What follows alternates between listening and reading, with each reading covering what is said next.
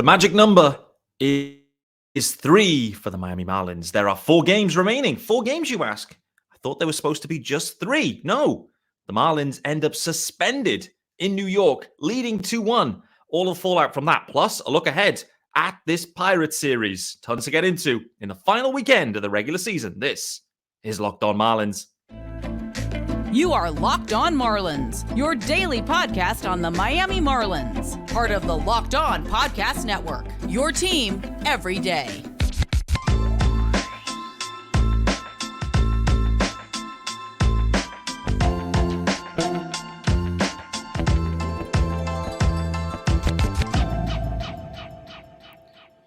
Greetings from England and welcome to Locked On Marlins. This is your daily Marlins podcast. I am your host, Peter Pratt. Hit me up on X at Miami Marlins _UK.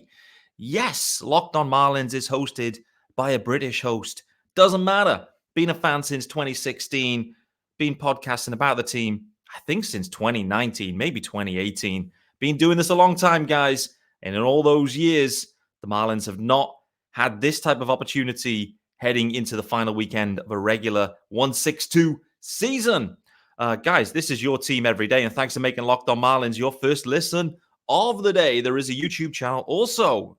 Head on over there, hit subscribe, follow along, join the comments also. Thank you to the everydayers, particularly the YouTube everydayers that are adding commentary and continuing the discourse once this episode is posted. So I thank you guys, of course. Guys, it is Friday, the 29th of September. The Marlins are headed into, they already are in Pittsburgh. They have a 3-game series against the Pittsburgh Pirates.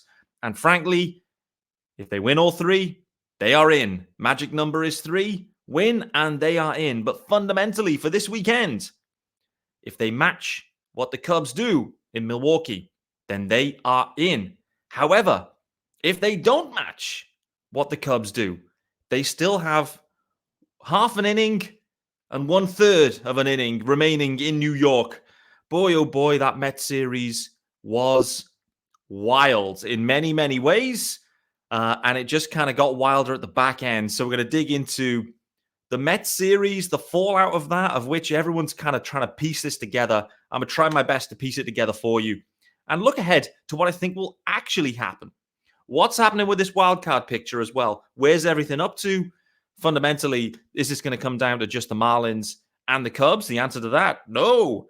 The Pirates series is on deck. 3 games against the Pirates. One major pitcher for the Pirates has been shut down, as I thought they may be. And also, Jesus Luzardo. We have to give some props to Jesus Luzardo. Plus, Eddie Cabrera going this evening in Game 1. Mel Stottlemyre talking about Eddie Cabrera. Sounds like maybe everything isn't fixed, but he's trending in the right direction. I'm going to talk about just why. Guys, 3 games to go. 3 full games to go. Marlins magic number at 3. 3 games on the road against the Pittsburgh Pirates with their wild card hopes in their own hands. We couldn't have asked for any more, guys. We literally could not have asked for any more. The past couple of weeks, too, Skip Schumacher and the guys have stepped up big time. They've been dealing with everything. Sandy's down. Yuri's down. Trevor Rogers has been down for ages. Cueto's been in mop-up duty, back into the rotation. You've got Arias. His ankle looks bust. He keeps falling down the stairs and tripping over balls. Hoy Soler keeps pulling his back. Doesn't matter. He's playing through it. Jake Berger, he's only got 1 quad. Doesn't matter. He's playing through it. Boy, oh boy, the list goes on and on. Josh Bell, he's only got 1 kneecap. Joey Wendell, I don't know. He's been on the bench for a long time. We haven't seen him. Skip Schumacher making all the right calls. Guys, if the Marlins make it this weekend, and they have every opportunity to make it, they will have deserved it. And if they do get to the wild card series, who knows what's in the tank? Because frankly, I think they're emptying the tank to get there. But if they make this postseason, it will be a success, irrespective of what happens in the actual series itself. However, do you remember in 2020, the Marlins actually made a wildcard series, and they actually were on the road against an NL Central club, and they went into that club and they swept them. So anything can happen. Anything can happen in the postseason. The Marlins are dangerous. Any club's going to be dangerous. The Marlins would have earned this spot anyway, guys. But as a fan of this team, and a guy that covers this team on a daily basis. What a weekend. What a weekend of action we have to look forward to. Eddie Cabrera getting the ball in game one. I'm not sure who's getting the ball in any of the games for the Pirates. And frankly, after game one here for the Marlins, I'm not sure who's going to get the ball either. Bullpen day expected in game two. Who knows game three? And frankly, for the Marlins, this remains fluid. I think with this situation with the Mets, with this game unfinished, it means that not just for the Marlins, but all the other clubs, it just creates this uncertainty. And I think that's the biggest takeaway here. The fact that they weren't able to finish that game on the day creates this just level of uncertainty. The Phillies are looking around thinking, well, who are we playing? The Diamondbacks are thinking, are we going to make the postseason? Equally, which seed are we going to be in? Are we going to be facing the Brewers or the Phillies? The Cubs and Marlins are going at it. Who's going to get in? The Padres still have an outside chance. The Reds equally still have an outside chance. So there's so much uncertainty here because you've got this game sat there. And for the neutral, and I've heard from many neutrals today, many of my UK-based neutrals too, following other teams, various WhatsApp groups I'm in, the neutrals are dying for it. You know what they're dying for? They're dying for the Marlins to have to go all the way back to New York on Monday when every other game, every other team is finished other than the Mets, and they have to go all the way back, leading 2-1, 2 outs in the ninth for the Marlins, and someone's going to have to close the game for them. It could be a one-run lead. It could be more. Who knows? But the neutral is dying for that to happen. They're dying for the Marlins to have to go over there. And frankly, the neutral is dying for the Marlins to go all the way there to New York and somehow the Mets walk off the Marlins. That's what they're looking for. I know it. I know that everyone is. And there's a lot of conspiracy theories right now saying, oh, well, you know, everything's against the Marlins, etc., etc. So let's kind of talk about it. How do we end up in this situation? The Mets, and their ground crew. All right, let's start there because that's where this does start. They should have played Tuesday. The game, whilst it wasn't raining, was rained out. Why was it? Because they left the tarp off the field. Steve Cohen had to come out and apologize for that. That says to me, someone messed up. They messed up badly, and they impacted the Marlins there. That was out of order. That was the Mets' fault. Frankly, some people should say, listen, for that type of error, and that Steve Cohen is owning it. Steve Cohen is owning it. Should they have forfeited that game? No, well, they didn't have to. They had time to play it. They had the doubleheader, but it does impact the Marlins. That poor work, that poor preparation from the grounds crew impacts the Marlins because Braxton Garrett slides backwards a day. That could take him out, in theory, for game 1-6-2. So they end up playing the doubleheader. That goes to plan, kind of. The Marlins lost the game they thought they were going to win and then won the game they thought they probably would lose. But anyway, they split the doubleheader. You then get into Thursday. Here's where things get frustrating, in my opinion. It was a travel day for the Marlins. They're headed to Pittsburgh. Granted, it's not a million miles away from New York, but it's still a regular scheduled game. Frankly, the Mets fans aren't showing up because, well, what's the point? The team's cooked. Team's cooked. Who cares? No one's coming to watch it anyway. But they leave it at its regular slot. You know, they're looking at the radar. They know rain is coming, and rain is coming heavily. So why things were frustrating yesterday, there's a couple of frustrations, but the first one is that you could look at that radar and say, think there's going to be rain later. Let's bring this one forward. It's not going to impact the fans because, hey, there aren't going to be any. Doesn't matter. Does not matter. We're not going to sell any hot dogs, any beers, no nothing at this game because no one's going to be here. And the Marlins are going to take over this field. So play it whenever. That was another error. Another error. They should have brought the game forward. They didn't. The game then gets into the ninth inning. It's raining at this point. Jase Chisholm Jr., by the way, on a lefty. I must say, I'm going to talk about Jazz later on too, but Jase Chisholm Jr. against a lefty blasts a game-tying double right to the wall through the, left center gap. Love to see it. Then Yuli Gurriel comes in, drives Jase Chisholm Jr. home. Marlins take the lead, 2-1 up in the ninth, 2 outs. Then the game is suspended, off for a weather delay, and they never get back on. The grounds crew comes out. There was, by all accounts, a small window of opportunity that maybe they could have got back out on. But fundamentally, at that point, it's raining, and it's raining heavy. And once they came off, I think the majority of people didn't expect them to get back on. So the question then is, was the mistake to actually take them off? Should they have tried to play through it at that point with just 4 outs remaining, 15 minutes of the game remaining? Should they have tried to play through? I think they probably should. I think in reality, if they had it again and they walked it back, and maybe someone from like Major League Baseball was on the phone, they'd have said, hey guys, I can see the radar. We're not getting back on. Play through it because we do not need the uncertainty of this and this wild NL wildcard race that actually is really entertaining for everyone. They've added this spot. It's created this, situation of a lot of fun, jostling for positions. What we don't really need is a load of uncertainty. Play on, try to get through it.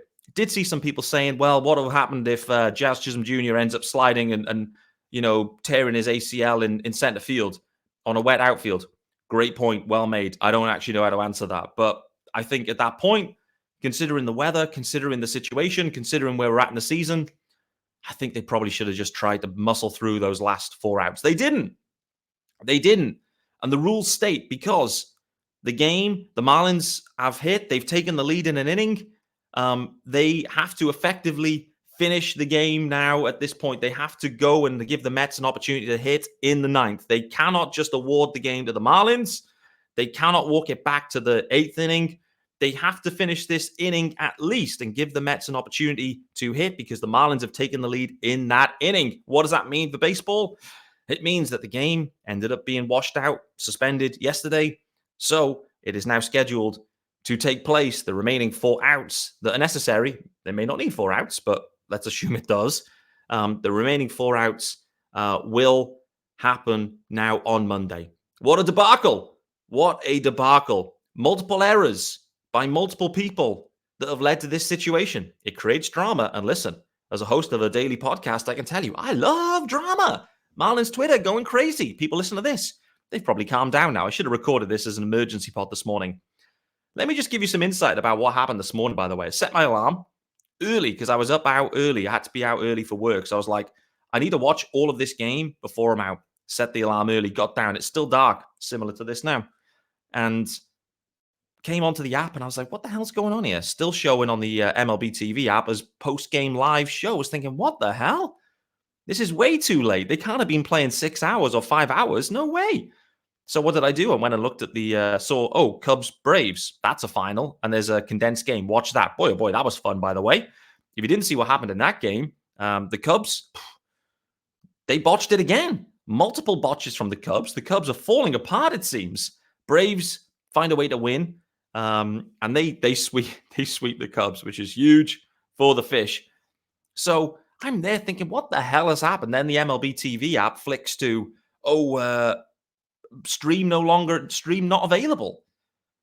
I was thinking, this must have just been one of those where it starts raining, then it never starts. They hang around for a few hours, and maybe they've just had to just end the game. Little did I know. I then flick it onto the MLB app and look at the scores. I'm like, oh man, it's 2-1, but it's suspended in the 9th. Absolute scenes going on here in New York. Skip Schumacher going crazy out there. Kim Ann going crazy. And they're going crazy because of the frustration, not just for that game. And it is for that game, but it's equally the frustration of how the Mets grounds crew have handled everything this weekend. And not just the grounds crew, but equally maybe the decisions made on the Thursday game to start it at the expected time. And also for the umpires to take them off. And then there was a feeling that the Mets crew were kind of dilly-dallying. There was no urgency. And that's the difference. The Marlins in this series, they have urgency to play the games when they're scheduled. The Mets, frankly, do not. They don't care. The Mets do not care. And that's kind of the problem with baseball. Like, when teams are out of it, they really don't care. And the Mets, you could see they were playing at a pace very similar to the pace, very dissimilar, to a pace that the Marlins mentally were at. Not to say the Mets weren't trying. They were. The Mets were absolutely trying. They were loving trying to play spoiler here. The Mets remember, seemingly. They remember years ago where the Marlins came in and gave them a dent in their wildcard hopes. So the Mets were looking to repay that favor, no doubt. And as we look ahead to this weekend, I'm kind of wondering whether the Brewers look to do the same against the Cubs. Yes, the Brewers will be resting some starters, but the Brewers will be looking to spoil big time for the Cubs. Guys, it's been a long first segment, so we better get into the first ad of the day before I get shouted at by my superiors. This episode is brought to you by our good friends over at Sleeper. And we need to get the graphics up as well, so let's pump those bad boys up. Guys, listen. We've been talking about Sleeper a long time now, but the MLB playoffs are around the corner, which means the clock is ticking on your chance to 100 times your cash on daily fantasy baseball. Baseball has never been more exciting than it is now, with studs like Acuna, Betts, and Ohtani, plus Yuli Gurriel.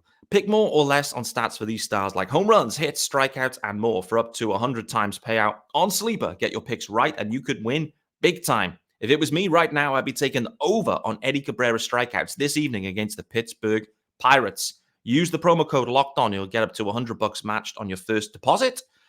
Terms and conditions apply. See Sleeper's terms of use for details. All right, guys. Thanks for joining me, Peter Pratt, on Friday's episode of Locked On Marlins, the final Friday of the regular season. And the Marlins, they have their own destiny in their own hands. This is glorious to see. A lot of people losing their minds about the Mets. Just want to finish up here on this Mets situation. So, in my opinion, this is truly my opinion now, I have a feeling that if the Marlins have clinched, so it means if they match the Cubs this weekend, whatever the Cubs do, let's say the Cubs win 2 and the Marlins win 2, then the Marlins have clinched, irrespective of what happens in New York. Frankly, once the Marlins have clinched, I don't think they'll be coming back to New York for this 1 inning and 1/3 inning, these 4 outs. I don't think they will. And there'll be people saying, well, it may link to the seedings. I don't think it matters. I think maybe they'll reach an agreement to say the Marlins either win it or they'll reach an agreement to say the Marlins aren't coming and they forfeit because, frankly, it doesn't matter. Or they just leave it as is and it's a 161 and they take winning percentage and they'll do that instead.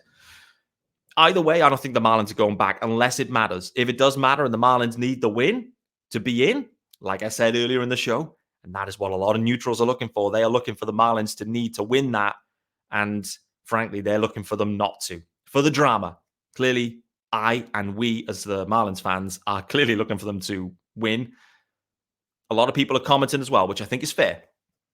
If the Marlins need that, then that's a bit of a disappointment of this weekend. However, you can't rule out the Cubs getting hot and sweeping the Brewers, particularly against maybe some of their lesser starters. But sweeping ain't easy. It definitely ain't easy. The Cubs right now, they're going to be feeling the nerves. They're playing with nerves. I've just watched the games against the Braves, and they're playing with nerves. They're making mistakes in the outfield. They've made multiple mistakes in the outfield against the Braves.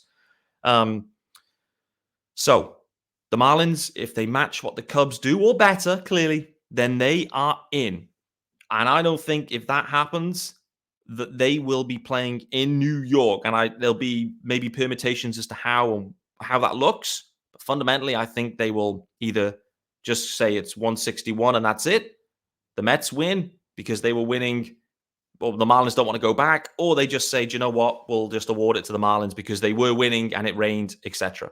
I don't know. And frankly, it won't really matter. Some people saying, what about the seedings? Let's just talk about that a second. So there's things that are known. The only unknown elements here are who is going to be the 5 seed and who is going to be the 6 seed. The Phillies have already locked in the 4 seed. The Brewers have already locked in the 3. The Dodgers have locked in the 2 and the Bravos the 1. So what does that mean? Well, it means that the 6 seed will play the 3. The 5 seed will play the 4. So and then the interesting bit here too is whoever the winners of the 3 and the 6 are go on to face the 2 seed Dodgers. When I look at this pathway and the clubs involved, I have to be honest that if I was making a choice, if I was given a choice to say, do you want the 5 or 6? I think the 6 looks more enticing than the 5, personally. Why? Because you avoid the Phillies. We've seen what the Phillies can do. And the Phillies have been hot for a while now. It's kind of been under the radar with the Phils because they're not really pushing for the division. But the Phils have been hot. And they've been kind of propelled forwards by as soon as they got Trey Turner going. So have the Phils. So the Phils on the road, it's a tough ask. However, they wouldn't want to face the Marlins. I know that. They feel like the Marlins have kind of got their number. So I completely get that too. However, if you beat the Phils, let's say the Marlins get the 5 seed, you beat the Phils, and you then have to face the Bravos. And frankly, I don't want to face the Bravos at all for as long as I can. So, with that being said, the Brewers into the Dodgers, to me, sounds like a much better opportunity for the Marlins to make it further into the postseason. I know you got to beat everyone, in theory, to get there. And you're probably going to have to meet the Braves along the way. But I think the longer it goes on, in some ways, the better it is for the Marlins. Like, a lot of the offensive guys are fully dinged up at this point. If they could kind of piece it together versus the Brewers, maybe piece it together against the Dodgers, it's going to be tough. But listen, the Braves, in my opinion, are a class way above the Dodgers. And it's driven by, there's a lot of injuries the Dodgers are facing too. So this is where it comes down to what is the more appealing situation. Now, let's not forget the Diamondbacks are playing 3 games against the Houston Astros to finish this year too. It is not out of the equation that the Diamondbacks get swept by the Astros. The Astros need these games as much as anyone, and they will be going full guns. You've seen they have just had a really spicy series with the Mariners. So the Diamondbacks have got a real tough ask or a tough assignment on their hands. The Marlins on the road in Pittsburgh against a team that's already cooked. Interesting. I feel like they've got the softest draw in many ways. That will probably come back to haunt me as just saying this live. But on paper, the Marlins have the softest draw of all of these teams, in my opinion. The Cubs facing the interdivision situation against the team that's won the division. And in some ways, you would look at that and think, the Cubs have a really good opportunity to at least win the series, which I think is true. The Brewers, in my opinion, will be revved up to look to knock the Cubs out. No doubt about it. There's definitely some bad blood there. Naturally, as division rivals, there will be. Let's do the final ad, and then let's look ahead a little bit more to the Pirates series. Also, Luzardo start, Gurriel, Eddie Cabrera, tons to get into. I don't know how I'm going to pack this into 30 minutes. There's so much going on, but it is so much fun, guys. And as I've coined, I feel alive. Guys, this episode is also brought to you by DoorDash. Yes, sir. If you're missing the syrup for your pancakes or just ran out of your favorite coffee creamer, with DoorDash grocery delivery, you can get what you want right when you need it. Love the convenience of getting what you want right to your door. And DoorDash grocery delivery, you can stock up for the week or order last-minute cravings conveniently. You've trusted DoorDash to deliver your restaurant favorites, and now you can get grocery delivery that actually delivers too. With thousands of grocery stores to choose from, you'll find the best in your neighborhood and boost your local economy with each and every order. Want even more value? You can save on all your grocery and restaurants favorites with a $0 delivery fee on all eligible orders with a Dash Pass membership. Yes, sir. So get 50% off your first DoorDash order, up to $25 value, when you use the code LOCKEDONMLB at checkout. Limited time only. Terms do apply. That's 50% off, up to $20, no minimum subtotal, and 0 delivery fees on your first order when you download the DoorDash app in the App Store and enter the code LOCKEDONMLB. Reminder on that code is LOCKEDONMLB for 50% off your first order with DoorDash. All right, guys, final segment on the final Friday of the regular season in 2023. And boy, oh boy, what a season it has been. I have been convinced, and everyone listening to this show will know, I have been convinced for many weeks now that the Marlins are going to make this postseason because, frankly, they've just had every bounce of the ball that's going. It feels like it's just meant to be that the Marlins are getting in, and I think they're gonna do it. It's going to be huge. The first time in 20 years that the Marlins make the postseason in a 162 regular season. We have to look back at yesterday's game, and we have to congratulate Jesus Luzardo on 200 strikeouts for the season. Equally, we have to congratulate Jesus Luzardo on stepping up like an absolute king in that game. The Marlins bullpen has been severely tested. The rotation, severely tested. It's probably the biggest start in Luzardo's career. In some ways, particularly for the Marlins, it definitely is. On the road, feeling like a must-win game. I've said that so many times this year. But Luzardo to go into the 8th inning, double-digit Ks. Huge. Absolutely huge for the Marlins. And when we look ahead now to potential wildcard series, we know who's going to be getting the ball in game 1. It's going to be Jesus Luzardo. No doubt about it. And frankly, I trust Luzardo. I trust him. He's looked like the ace for some time. And that's not to say, like, the thing is, Sandy had a bit of a step back this year. He had a slow start, and he definitely kind of came into it as it went on. They also felt, they were missing Pablito. I haven't really said that very well, but they felt the void of Pablo Lopez, but they felt the benefit of Luis Arias. A lot of talk about that. Who'd you have? Doesn't matter. They don't have Pablo anymore. And they have Arias, and both of them have been sensational. Pablo's had a stunning year. Absolutely stunning. But Pablo moved. Jesus Luzardo was asked to step up. And he has truly stepped up and delivered this year. Career highs in everything. He's going to be your game one starter for the Marlins if they make the postseason. When they make the postseason.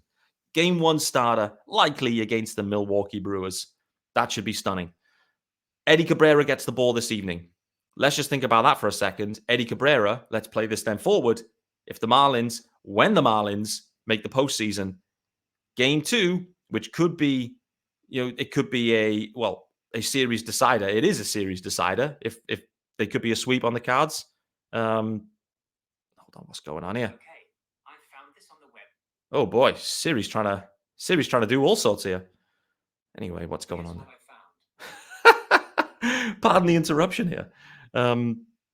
Eddie Cabrera. He will be. Let's play this forward. He will be going in game two, and it will be a potential sweep or to keep the Marlins in it. One or the other. It's going to be one or the other, and it's a huge bounce back here from where Eddie Cabrera was just a few months ago, where option to AAA, clearly had the stuff, just no command issues. He's come back up. The command issues have seemingly improved. The stuff remains. And Eddie Cabrera is going to play a vital role in the Marlins weekend, tonight, also into the postseason, likely getting the ball in game two. Of course, there'll be quick hooks in that situation. Skip will be ultra managing the rotation, the starters. And so if Eddie runs into any trouble, I think that's probably the same for tonight. But if Eddie runs into any trouble, it will be the ultra quick hook. But Mel Stottlemyre Jr. talking to, I don't know who from Fish on First, but they put an article out there, or an excerpt of an article, talking about how Mel's been working with Eddie. And whilst he's calling out that it hasn't been fully fixed, he's not fully fixed, but what they've really focused on is his breathing. Just breathe, Eddie. Breathe and remove the anxiety. This is Locked on Marlins. So what it's come down to. Fix the breathing, remove the tension, repeatable motion. We're seeing the results. It's been great to see Eddie Cabrera stepped up when the Marlins needed. And that's just been it for the Marlins, right? Guys have continued to step up when needed. Eddie Cabrera's been the same. Johnny Cueto we saw earlier this week against the Mets. Back into the rotation, Johnny Cueto. And he was vintage Johnny Cueto. Gave up a couple of solo shots. Apart from that, was fine. Vintage Johnny, but he does what's asked of him. Yuli Gurriel last night. Big knock. Huge knock. In many ways, one of the biggest knocks of his career. Could be the biggest knock of his Marlins career. I do recall, though, a recent, I want to say it was a 2-run. It could have been a 3-run blast against the Bravos when they came back after that sluggish start to the game, and they came back and blew up the Braves. Also, that felt like a huge knock at the time as well. Frankly, this one equally really important. As I've already mentioned, Jazz Chisholm Jr., big, huge knock, RBI, game-tying RBI against a lefty. That's huge. And Jazz against lefties, if he can piece this together, then boy, oh boy, that is the final piece of the puzzle for Jazz. He can blast righties. If he can blast lefties and play the defense, then boy, oh boy, and stay healthy, then you have a 9-WAR player on your hands and an MVP candidate in Jazz Chisholm Jr. heading into 2024, baby. Guys, thank you. I want to call it out right now. Thank you for joining me day in, day out, week in, week out through 162. This is the final Friday of the regular season, and it has been an absolute pleasure to do this podcast for you guys. And I hope you've enjoyed it. I hope we continue with it through into the postseason, and it's going to be a lot of fun. But I just want to take a brief couple of seconds to thank everyone for tuning in, everyone for engaging, all of the stunning guests that we've had all through the year, and what a job they've done. Particularly want to shout out the wingman, the UK GOAT, Sean Barrett, who's been on this show at least weekly, if not more than that, what feels like he is. And he's an absolute stud. And I love speaking to him every week and talking ball. It's been a huge pleasure to do that. Guys, that's been Locked on Marlins for Friday the 29th. The Marlins have 3 full games to play, all on the road in Pittsburgh. If they match what the Cubs do this weekend, they are in and will make the 4 outs unnecessary in New York. We'll wait to see how they handle that. We'll look forward to seeing you soon.